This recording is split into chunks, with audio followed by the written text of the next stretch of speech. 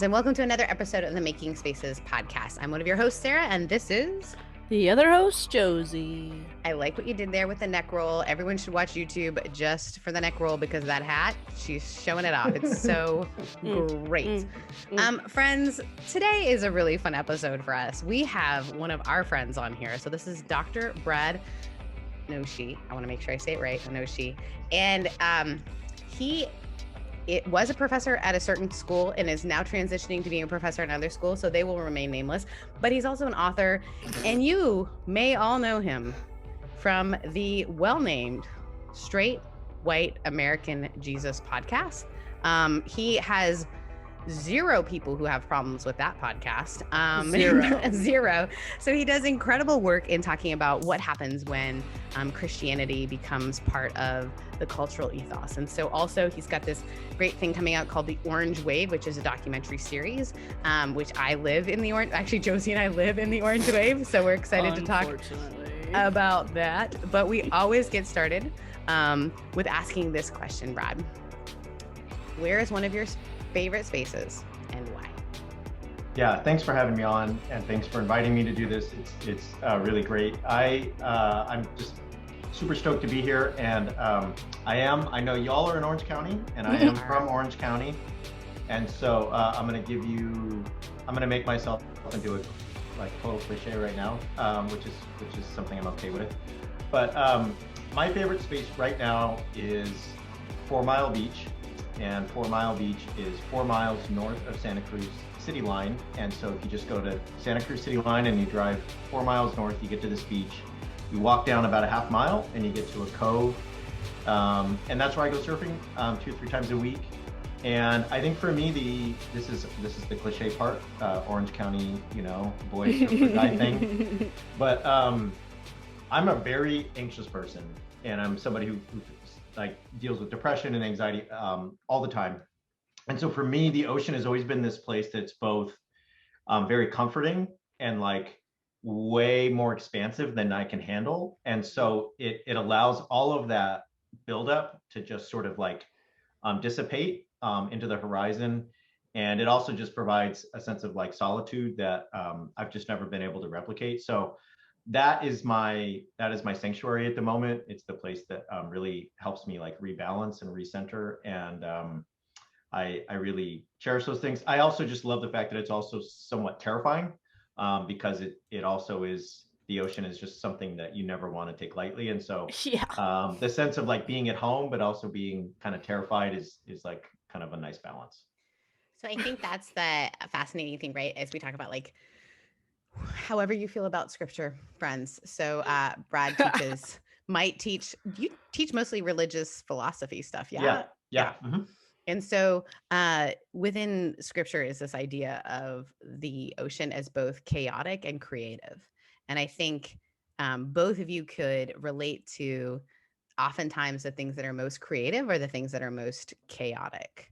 So as you're finding peace in this, I'm a chaotic being, and here I sit next to this chaotic being that is bigger than me, this ocean, this expanse, and somehow that levels out my chaos. Yeah, I love chaos. Whereas I'm can we just type A it? Can we just not have chaos? I hate chaos. I'm moving for a couple of months. I'm moving for the summer, and it is the overwhelmness for me because I label everything as I travel and move, and so yes, I get that. So can you start with telling us a little bit, because what you've done with Straight White American Jesus, it's so fun, by the way, for me and for Josie, as our friends tell us, oh my gosh, I listen to our friends that we've made through Irreverent Media Group. Brett is such a big deal. Yeah. Oh my God. Such a big deal. Mostly in the surfing community, also for his new haircut. It's such a good haircut. It is such a good haircut, if we're honest. Sorry, Brad, to embarrass you. That's what happens when friends get together, guys, to try to make a podcast. Sorry. But you've really made space for people to say the thing, even in the title. So can you talk a little bit about what sort of coming out of Azusa Pacific was your undergrad? So you clearly have been immersed in that evangelical world. You have all the degrees. So you clearly are seeped in this, and yet what was that thrust? What was that like? So two talk us through that a little bit. No, for sure. So I converted at 14, was like a super zealot evangelical teenager, was in full-time ministry by 18, married by 20. 20? Holy shit! Yeah. Josie. Yeah. We did it. Podcast is over. We just ended Josie. She's gonna take a break. Guys, if people could just send Josie some. Yeah. 20. So my high school sweetheart and I, we dated from the time I was 14 to the time I was 20. Then we got married. By the time we got married, I was in charge of like the youth group at the mega church. So like 200 kids. But you were 20 as a youth pastor. I was 20. And I was a full-time APU undergrad, as a specific undergrad. So we had 1,000 people at our wedding because all the families from the church came. Oh dear, my gosh. Okay.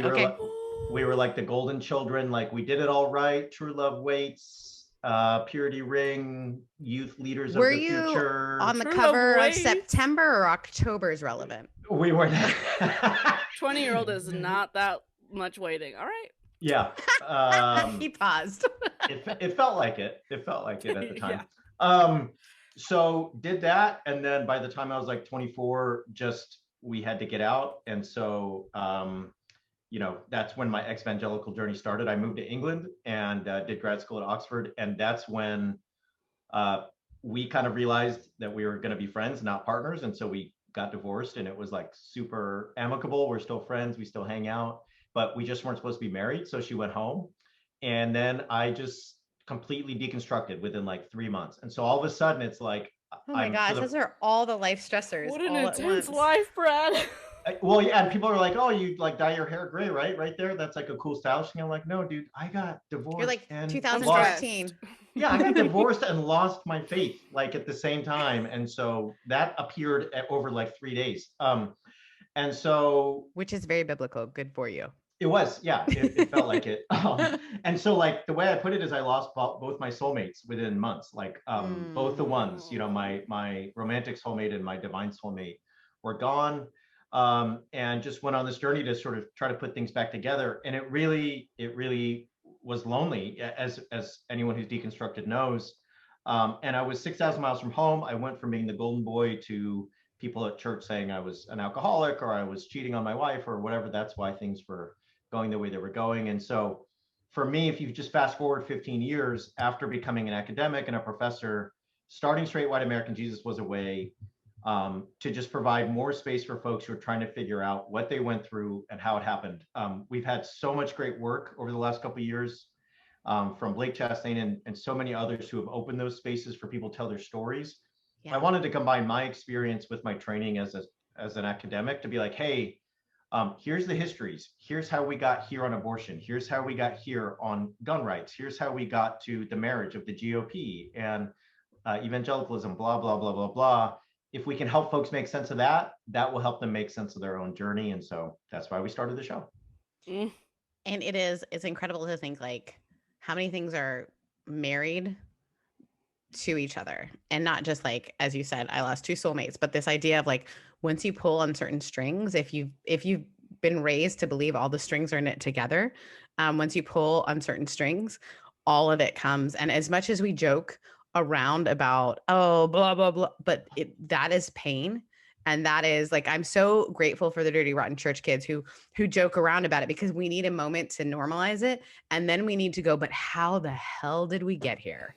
And I think that's the space that you're helping people, because I think there is a moment where you're like, wait, but I can't be the only one. But like, how has history got us to this moment? Well, and when someone tells you something's normal or standard, there's no space for reflection, and you just have to accept it. Oh, it's natural. You mean, being queer is somehow sinful? Okay, I have no other way to sort of like handle that statement. It must just be true, and I either have to accept it or not. By exploring history and telling the stories this way, we open space for people to kind of like place themselves in a much larger cosmos. And I think that's important. Yeah.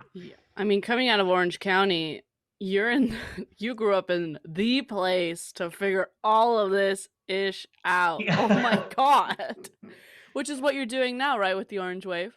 Yeah. So the Orange Wave, I think a lot of folks around the country don't understand that there are parts of California that are very progressive. You go to Berkeley, you go to you go to Santa Cruz, you go to parts of LA, you go to certain places, sure, you're going to find that.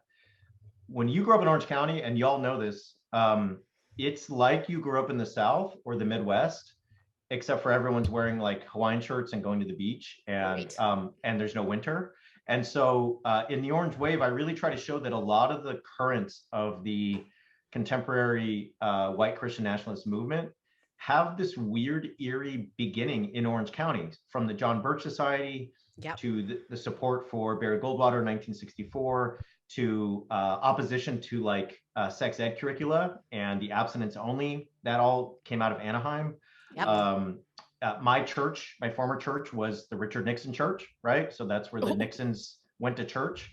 And so, like, if you dig into the history of the GOP and white evangelicalism over the last 50 years, you keep coming back to Orange County. Like James Dobson started Focus on the Family in Pomona, which is not technically Orange County, but it's like it's like a really super close kissing cousin. It's like right on the border.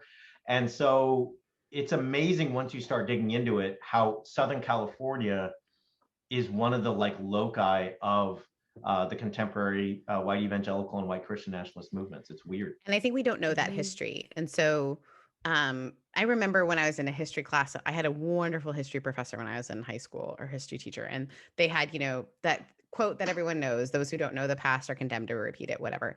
And I remember thinking about it, and having grown up in a country where history is very much, we have our issues. We have, today is Canada Day, but we are not, my family and I had talked about how this for us is a day where we are pausing and recognizing what we have uncovered and we haven't known how to deal with it. Indigenous people, this sort of thing. So Canada is not perfect. And also, but we did learn history a lot. History was so important. In fact, when I was in 8th grade, National Geographic came and did, you'll love this, Brad. They came and made us fill out, 8th graders, for no reason, just came and we filled out a history. We just filled out this history thing. We find out that they were ranking us against Americans on their own history. 8th grade Canadians knew more about international history and American history than sounds about right. Average adult American. Yes. So this was really interesting. Now, that being said, we can judge and laugh about it. But the truth is, if people don't know where this stuff came from, it becomes fact. It becomes unquestionable. It becomes normalized. It becomes, so here in Orange County, I think one of the most surprising things for me is someone who lived in this. So we moved from Canada to Mississippi when I was in high school. And so when I became a pastor or was going to go to seminary, people were like mostly supportive, but there were some like Southern Baptist friends who were like, do what now? I came out here and I would go to parties, and there's a certain church that's very, very popular here in Costa Mesa. And I would go to it because I was 24, and everyone that goes there is 24. Both of y'all know what I'm talking about, our age. So I was at this church, and I would go to these parties, and guys would get shit-faced drunk and then tell me about how it was immoral for me to be a pastor. And I wasn't prepared for that. I think I was more prepared for that in the South and didn't experience it. And then coming here and experiencing it. And then you get to the bottom of like, but why? There was no interest in sort of parsing it out or figuring out where they got that belief from. It's so fascinating. I wonder, well, I can't wait to watch this. I'm going to watch. Josie, we should have watch parties. But I want to like this idea of like, because I only know pieces of it, right? Like I took 2 classes in American Christianity, and they were phenomenal just to discover like, oh, wait, that's where it came from? Because so much of Western culture has inundated from missionaries who, cultures that believed in 3 spirits, and then American Christians show up and they're like, nope, that's not demons. A thing. Right. That's not a thing. And they're like, wait, but it's always been a thing. And they're like, not a thing. So there's like this whole ethos that we don't realize comes right from here. And if we don't realize where it comes from, I don't think we can actually see it, right, with open eyes. Yeah, I feel like people often ignore the monetary aspect to Christianity. Oh, okay. Orange County has lots of money, and when the conservatives have lots of money and have such close proximity to the production value that is Los Angeles, they can get their message out across the world very readily. Oh, that's a great point. The production value, Josie, that is like a Yes. wonderful recognition. Because if right? you're in Podunk, Ohio, and even if you have money, right, like it's difficult, you don't have these certain connections. But as soon as you're in the proximity of somebody who can get your word out, because you can have liberal friends and they'll still do you the favor if you give them enough money. Yeah. This is, I mean, ask Billy Graham, right? 1949, Billy Graham shows up in LA, and now he's Billy Graham, the guy we know is like the most important preacher of the 20th century. And it's exactly what you just said, Josie, like the production value, the spotlight, and Billy Graham's off to the races. The same goes for Pepperdine University. So like Pepperdine is up there in Malibu. It's fancy. Oh, it's gorgeous. Whatever.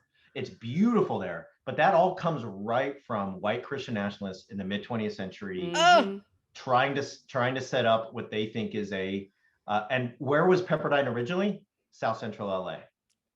And they realized none of these rich white kids from the churches we're talking about want to come here, so we need to go up to Malibu and be bougie and be fancy. And so they did. And so like, anyway, Josie's point just brought all that up. It's just right on the nose. Like, it's so important. Yeah, to some extent, Christians want to believe, evangelicals want to believe in the prosperity gospel. And if they can live it out, they're going to do it. And California is the epitome of prosperity. Well, go ahead. Sorry, please. No, I was just going to say, I think there's also like a lack of like curiosity about how we got here. Right. Yeah. So like, oh no, this is what so-and-so told me. And so I'm so busy running this business. I'm so busy doing all these things that if just someone else can take care of that part of my life for me, we talk about this all the time as friends, but like, just, it would take like 3 questions, and people don't always want to do the 3 questions. And when you have someone from a pulpit saying, don't start to question, and then those who do question have that moment of just like, you talked about the pain of deconstruction and the pain of like feeling so outside of the norm that it's almost like we resist that, because like the thing that we know is wrong, but at least we know it feels easier to do than to start learning all this stuff. But then there is something like once sorry to be a super nerd, but like Matrix, right? Like once you take you can't untake it. You can't be like, just kidding, I don't want to know how we got here, right? Like if I can just believe Pepperdine's a great school that just wanted to raise great lawyers that can care for people, it feels much better, Yeah. Well, and Orange County's so Kristen Kobes-Dumay's book, Jesus and John Wayne, is very hot right now for good reason. But John Wayne, what is the airport in Orange County? It's John Wayne Airport. John Wayne, baby. John Wayne is like a major regional hero. Was big part of Ronald Reagan's ascendance and Barry Goldwater's ascendance. So the John Wayne model of masculinity is not, hey, let's ask questions, let's reflect, let's read books. It's you do things, and you ask questions later, and you never apologize. So like when I grew up in Orange County in church, there was no men around who were writers or professors or playwrights or there was no, right? Everyone around me were like contractors and doers, right? And I'm not trying to denigrate those professions. What I'm trying to say though is they, in my church culture, took on the persona of, you don't ask and reflect and read. That's like not a manly thing to do. You do things, you take the initiative, and if it goes badly, you can maybe apologize later, probably not though. And I just think that kind of model pervades Orange County as well, and it pervaded my church in a big way, and I think that's part of this puzzle. Well, and I think it's so fascinating. I don't think she'll be mad at me for saying this, but my friend is John Wayne's granddaughter. And she is one of the most creative. She is a ad maker, but she's an artist. Her husband is an artist. They are the most questioning, down to earth. I didn't know her grandfather was John Wayne until we were in Disneyland, and she had a forever pass. So that's a thing. Wow. And it was because in the family, those get passed down. So she must be his great. I feel like I should know this. Granddaughter tracks, I think. Yeah. Okay. Yeah. And so I just said, hey, why do you have a gold, Right. like a gold pass. That doesn't make sense to me. And she said, oh, it like I can use it forever. And I was like, you can get it forever. And I was thinking, how many thousands of dollars? Because thousands of dollars seemed like a lot to me back then. And she said, no, like they made a ride and my grandfather's featured in it. So as part of the thank you for doing that, they gave us these forever passes. And I was like, well, who's your grandpa? I'm like, the Matador? Like, I was trying to figure, like, who's your grandpa? And it's because it's in Disney World. Oh. John Wayne is featured in part of it. And she's the most, like, here's someone who comes from a lot of money, but has made her own way in the world and is just so fascinating. So even if you idealize that person, their descendants aren't that, is my point here. And so I think like we just have such an opportunity to learn history and learn all these things now that we have like social media and like real history and like, oh gosh, guys, some of the like incredible things that are coming out on Netflix, like even these like interesting pirate documentaries or whatever they might be, like we have an opportunity to learn these things in a way that, like you're saying, Josie, those who control, I hate to say it, the media sometimes control, they control the story. And so I'm so grateful for what you're doing. And so you kicked this thing off. Did you kick it off in 2016? Did I make that out? No, 2018. 2018. Yeah. So we'd already done 2 years. Yep. Of an interesting moment. Yeah. I just learned yesterday, and you can tell me if this is fact or not, because by learned it, I mean my friend texted it to me with a WTF, that they discovered, I believe, that more evangelical Christians voted for Trump in 2020 than did in 2018. Oh yeah, that's 100% true. Yeah, it's 80. So this time around, it was 84% of white evangelicals. Last time, depending on who you ask and what numbers you look at, it was between 77 and 81. So we definitely have a much larger percentage who voted for Trump in 2020 for white evangelicals. Yeah. And I think for us, it was important to start the show because we called it Straight White American Jesus because we realized in 2018 that so many people, when they envisioned Jesus, they envisioned someone more like Donald Trump, a straight white, patriarchal, xenophobic American, rather than a brown, Palestinian-born Jewish person. Poor. Yeah, exactly, right? Working class, and so on and so forth, right? And so what we are trying to do in the show is say, yes, there's for a lot of folks who are made in God's image. More often than not, we make God in our image. And the way that most Americans have made Jesus as a projection of themselves is as a straight, white, gun-toting, xenophobic male, rather than anything else. And we need to explore that. We need to understand that. And we need to not only understand why that happens, but how to move past it. Yeah. This is the disconnect that I've always had. Is I grew up in the Latin church. I grew up in a Latin LA Pentecostal church with zero knowledge of the white evangelical church happening down the freeway, right? In our church, politics wasn't really a topic. Most people were immigrants, and for whatever reason, Latin immigrants are Democrats. We're a little liberal. They'll tell you that Republicans are full of rich people that don't like you. So, which I mean, historically. Yep. All right. Yeah. It's always been so fascinating to me that Americans think of Jesus as theirs. They have the monopoly on Jesus. They know who Jesus is. They think that Jesus would have carried around a gun. They think that Jesus would have said, you're gay and you're going to hell. I wonder, because this is me, right? I try not to judge people based on myself, but this is how I see it. The more you hear something, even if you don't like it, the more you think about it. The more even if you're trying to argue against it, the more you have to look into it to argue against it. And that's what I think is the genius of your podcast, is that not only are you making space for people who agree with you, but you also get into a lot of Twitter fights with people that don't agree with you. But they got to think about it. They got to think, what am I going to say? What am I going to rebuttal?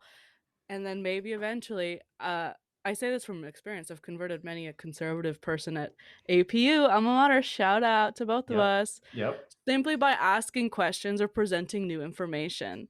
And then they have to, even if they don't agree with me at first, they have to think about it until one day they're like, I think I'm wrong. Have you experienced that space making space? Yeah, I think one of my strategies is, I mean, everything you just said, it makes total sense to me. And I think one of my strategies has always been, I want to present something to those who I disagree with in a way that sort of knocks them back and jars them a little bit to where they have to think about it. So like this is 4th of July weekend, right? Gwen Berry just got everyone talking because she qualified for the Olympic team from the United States as a hammer thrower, and when it came time for the national anthem, she kind of turned away in indifference or in something, protest, etc. A lot of folks, Tucker Carlson and everyone's Uncle Ron on Facebook is very upset about Gwen Berry, right? So here's my question that I put on Facebook the other day. It's just like, hey, I know y'all are upset about Gwen Berry, but I also know y'all are out at the lake wearing that American flag swim trunks and bikini. So you've got your junk rubbing all up against Old Glory, and you're not mad about that, are you? But and that's actually against the law. It's disgusting. Okay. And so you got your sunscreen sweaty ass over here all over the American flag while this woman is using her free speech to protest. How come you're not upset, right, in this case, but not that one? The same goes for people who put a blue line on the flag. So you get to mark up the flag. It's yours to just draw all over. How come you're not upset about that, but you're upset about Gwen Berry turning her back? You need to think about that. And if you can give me a reason that I'm the incoherent one, I'm ready for it. But guess what? I know you can't. I know you don't. I know you don't have it. But I'll wait. If you think you got it, let's do it. I got all day. Yep. Their simple reason is me, but not you. Exactly. It's this, again, it's the questioning thing that we are so afraid to engage. And it's interesting. The thing that's been most surprising, I think, to my family and I is the anti-academic thing, right? So I grew up with the Americans are the ones who all want to get educated. Like I thought that was, but then it's been fascinating to be in the subculture of Christianity where those who are educated are now suddenly suspect because they're being educated in like socialism, whatever people think. But I think for me anyway, a lot of the education I had just taught me how to ask good questions. It didn't necessarily always give me the questions. And even like I was as I'm moving my office, I was looking through the books and now I'm like, I don't even think some of my professors would recommend these books, but like, that's where we were in 2005, like whatever it might be. Right. Yeah. So I think it was, as we talk about this, there's something great about saying, oh, people who are educated, like it's really easy to, as soon as you like mock people who are educated or make it sound like to ask a question, because then it takes I don't have to ask why it's okay for me to wear an American bikini, which by the way, guys, I have one because I ran a race. I do. I have one. Canadians. I know. I'm not wearing it. Canadian. I know. I also have a Canadian one, if I'm honest. But I don't have a British one. I don't know why. I need to like round out my passports with bikini tops. That feels weird. But I think all of them are probably wrong.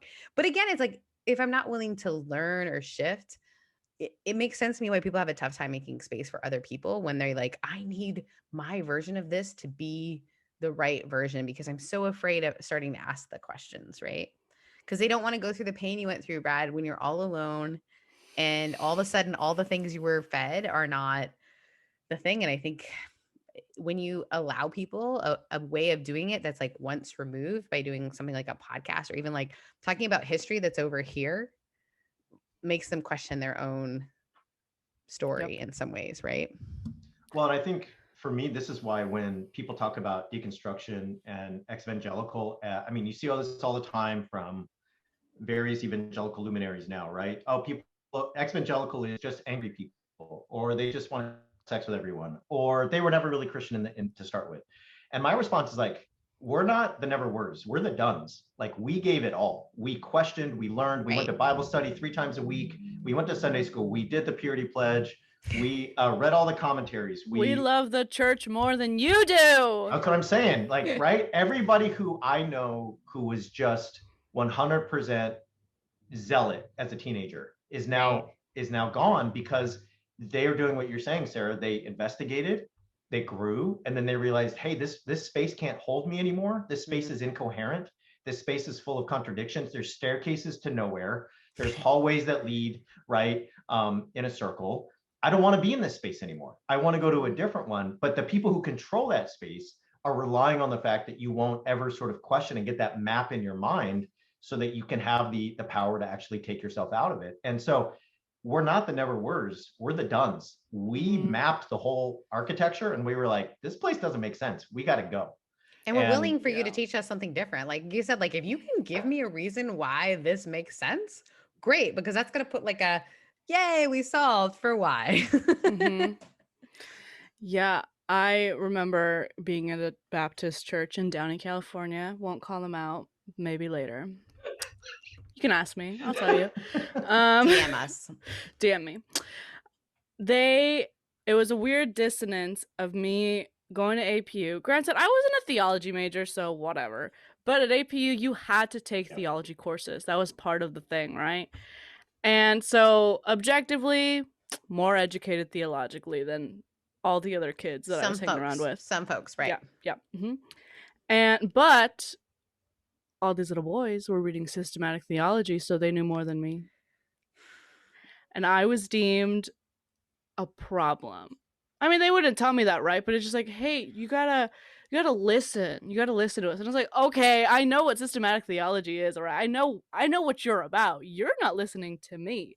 You're not understanding this perspective. And then when you leave, they're surprised. And he's like, you never gave me any room to question. You never want people to grow. You never want people to even ask, why don't you love in a way that is bigger than what you're doing? Which is the whole point, right? And that's what people want to run away from. Is at the end of the day, you're not taught empathy the way that Jesus is supposedly teaching you empathy. You're not taught to love in ways that Jesus is supposedly teaching you to love. And then they're surprised when you're just like, I'm going to go ahead and choose empathy and love. I'm going to go ahead. Yeah. My last Sunday at my mega church where I worked for 7 years, thousands of kids came through the youth group, the whole thing. That I showed up at the prayer meeting before church at 7:30. The staff is all there. It was my last Sunday, and the children's pastor was like, "Oh, Brad, it's your last Sunday." And I was sort of in a daze, and I was very distracted. I was like, "Yeah, you're right." And I just had a million like goodbye parties and other things on my mind. And the senior pastor looked up, and he's like, "Oh, it's your last Sunday." And I had shepherded his 3 boys through my youth group. I had taken them on many coffee, outings, and let's go get a Slurpee and let's go surfing. Oh, for non-Christians, right? This is how you hang. This is the shepherding. This is the discipleship making. Here it is. We did it all. The youth pastor, like track, the basketball games and the let's go hang out after school and get a burrito and talk and blah, blah, blah. So I had all 3 of his boys did all of that. And he looks up and he was everything you're just saying, Josie. He saw me as a problem because I was questioning, right? I was always pushing the church and him on certain issues. And he's like, "Oh, it's your last Sunday. Well, don't go crazy liberal on us so you can actually come back and visit someday." Right. And those were his last words to me. After I'd been on staff for 7 years, I'd shepherded his 3 kids. I had like a book of like all these kids who were like, writing goodbye letters and all this stuff. And they were all sad and I was sad. And those were his last words because of exactly what Josie just said. Like, Josie, what you just said was exactly it. It went one way. And if I wasn't going to get on board, it was like, well, all right, see ya. And I was like, yeah, see ya. I'm going to go now. Bye. I can't, like, I need to, I was a youth pastor for 6.5 years, and leaving was a really painful experience, not because it was actually really great. I was asked to be a lead pastor, really felt like that was where I was it was hard though. And I cannot imagine, because people, having just gone through it on Sunday, people don't realize the pain. They don't. And until you do it, you don't know. When you're leaving a community that you have invested in, formed, put before you've gone to people, like the number of birthday parties for elderly people I've gone to and done so gladly because I'm part of your life. The number of beds I've sat next to and glad to because I'm part of your life. Like the number, like these are family members. You don't even do that for family members. And then to hear, well, but you like weren't really one of us. Yep. And I think everybody doesn't feel like one of them. The people that, because the number of people, and maybe both of you can say something about this, I think it's important for people to hear that nobody feels like they belong. And so everybody is protesting and fighting so hard to feel like they belong. So, like, the number of pastors I've spoken to who are these like thought, like, forward, how do I want to put it? Like the people that are well known, right? Well known pastors who I've sat with who are like, I don't know, actually. And I'm afraid. I'm afraid that I'm wrong. And I don't know how to like express how much a lot of what's happening is just, I don't want to be the one that someone says, well, don't go too far off the tracks. Yep. The question I think that I keep asking myself is, why don't these churches stop and think, I wonder why they're leaving. I wonder what the real reason is why we can't keep young people in our doors. I wonder if I had anything to do with it and how I could fix that. The narrative is you're getting rid of the bad seed. Exactly. Right? Yeah. That's the narrative. They're using scripture to say, oh, no, we were all planted together. And now the things that are growing that were not meant to grow here, we were all growing together. And this is, now we just have to get, I mean, it's terrible because I just hear the Nazi in it, but like now it's just the pure garden, like it's the ones who have like come through the storm. What do you think, Brad, about why people don't ask why are kids leaving? No, I think you all hit it on the head. There's the practice of empathy is talked about but never developed. It's like the person who joins the gym and thinks about it all the time, but like never goes and actually does the bicep curls or the ab workout. Like they think about it all the time, but they don't have the muscles to actually pull it off. I also think there's a strong in-group out-group dynamic that is really important to these spaces. There's a need to know who's part of the group and who's not. And if you're challenging the leadership, the reaction is never like, okay, maybe we should open space internally to grow and expand and adjust. It's rather, okay, look, if you're unhappy here and you're just not fitting, if you're not a good, if we need to prune you, John 15, as not part of God's plan or God's community here, then that's okay, because the community will go on. And one of the things that I think strikes me, and this is, I don't know, Sarah, how you feel about this, but it strikes me just as what I admire about what you're doing in terms of your move is, I think there's so many pastors in that position. They're 40 years old, they're 50 years old, they have they're 30 years old, whatever. They have a mortgage, they have kids, they have a family, they have whatever. And they know theologically, I'm not sure, y'all, about this, but publicly, politically, socially, they can't say that, because how are they going to pay that mortgage? What are they going to do if they get kicked out of the denomination? What are they going to do if they lose their church, right? I don't have any other skills. I don't know how to do any other job. So I better just stay with the program, keep it going, not burn out, because my kid needs to go to Little League and I need to, try to pay off these loans, blah, blah, blah, blah, blah. That to me is also part of this puzzle. Yeah. And we don't make space for people to shift. So for me, like my theology it shifted a lot, but it's also not shifted that much. Right. And I wholeheartedly believe in our local church. I'm really lucky where I'm leaving a community that it had nothing to do with, like, I can't. Yeah. And I didn't mean to imply. Oh, no. Yeah, I know. Yeah, no, yeah. But I will say this. I have seen the thing that has frightened me most is I know clergy who were done 10 years ago. Yeah. Mm-hmm. And we use this language of calling. We use this language, I'm going to say it, purpose driven. You have one purpose. You have to live into that purpose. And if you start to move outside of that, and so what do we have? We have a bunch of people who have worked really hard to get to this place. And that's the thing that people don't recognize either. It's not something easy to walk away. And they do believe that they don't have skills for other things. They absolutely do. All the things, nothing is wasted. Everything is sacred. Everything you've been learning up to this point, right? But they've been told you can only do this one thing. So now they base like your value on, I can only do this one thing. And it is a strange career. Teachers probably get it in a way that a lot of other humans don't.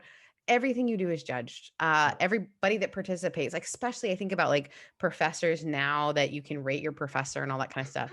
Like every week you're giving presentations that people get to decide whether or not they like it.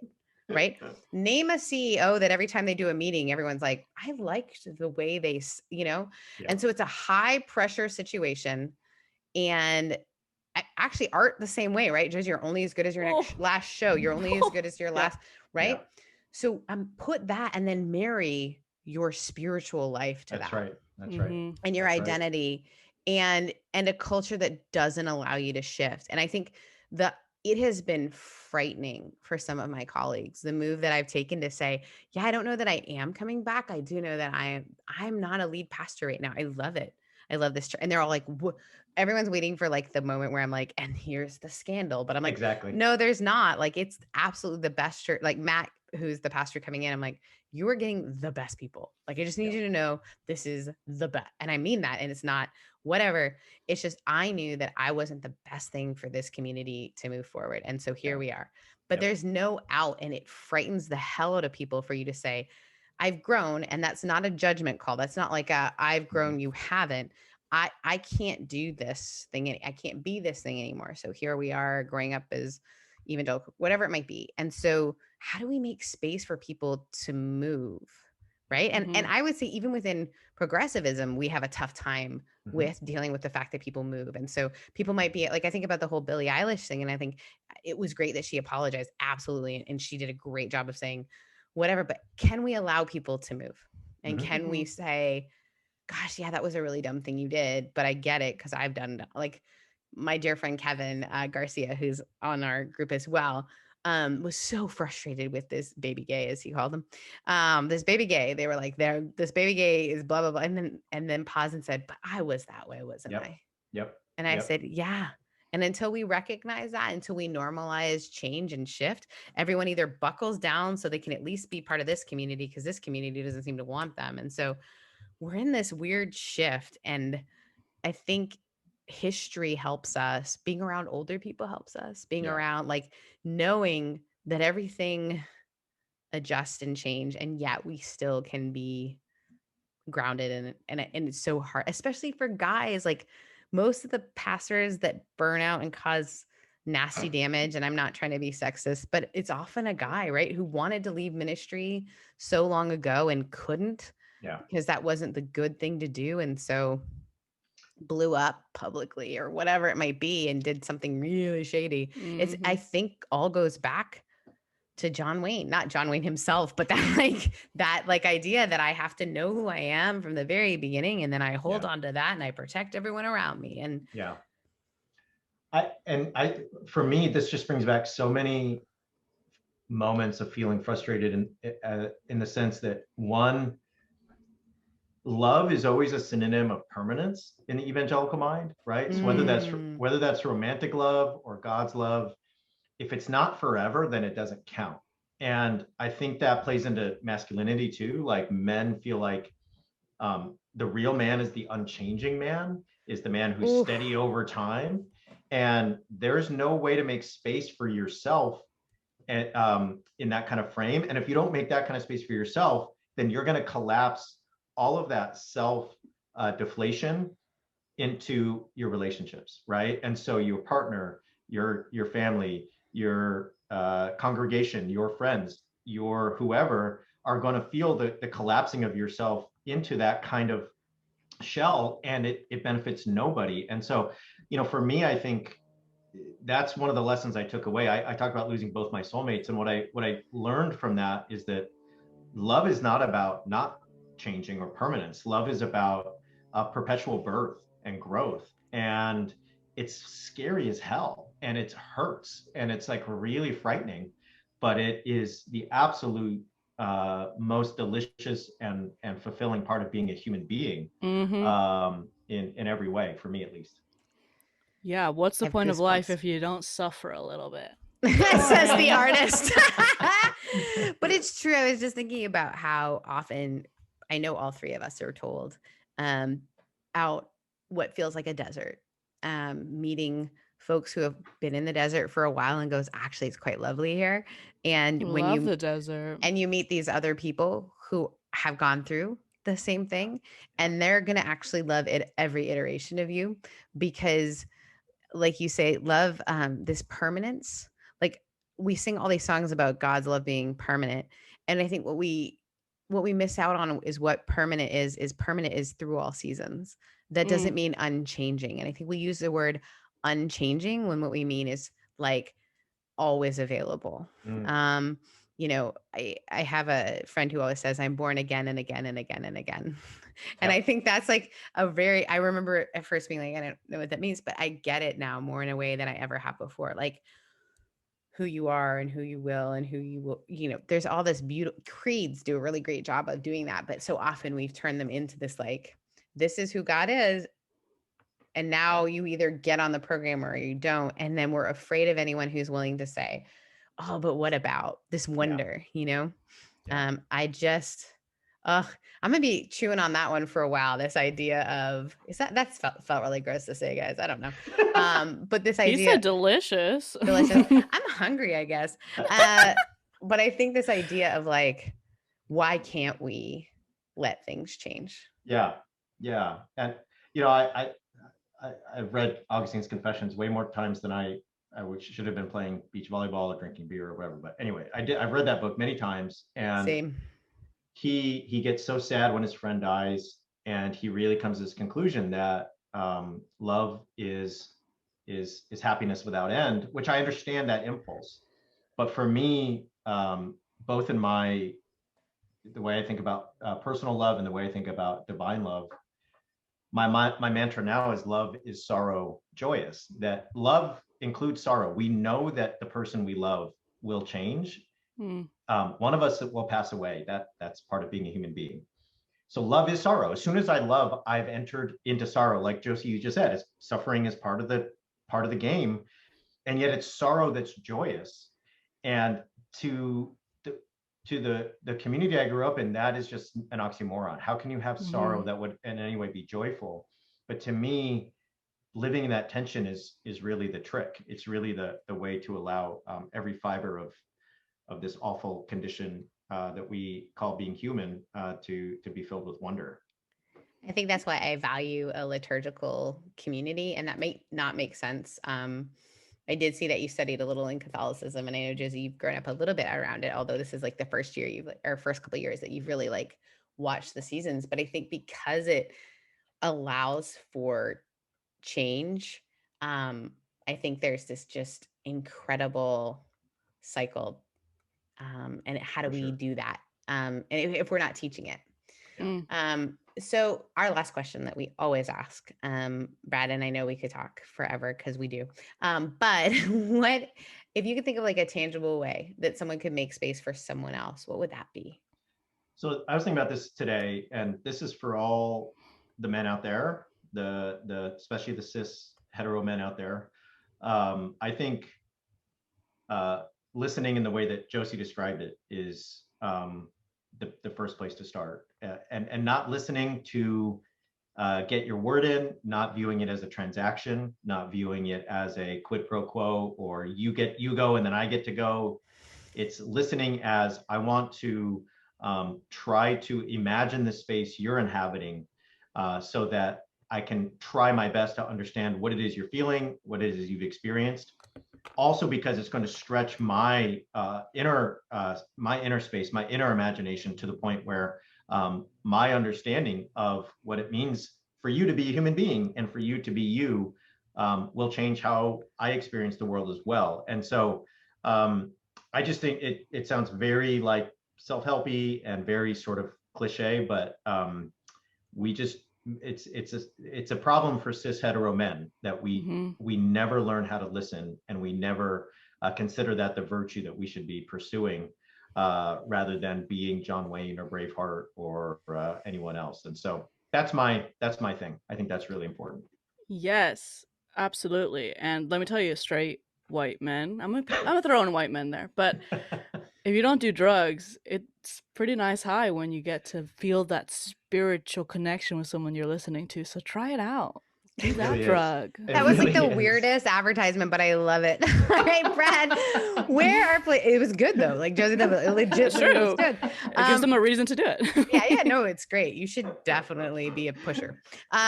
Is that what, I don't know, a pusher of, Yeah, it's a anyway, pusher. It's great. Yeah. We're doing great.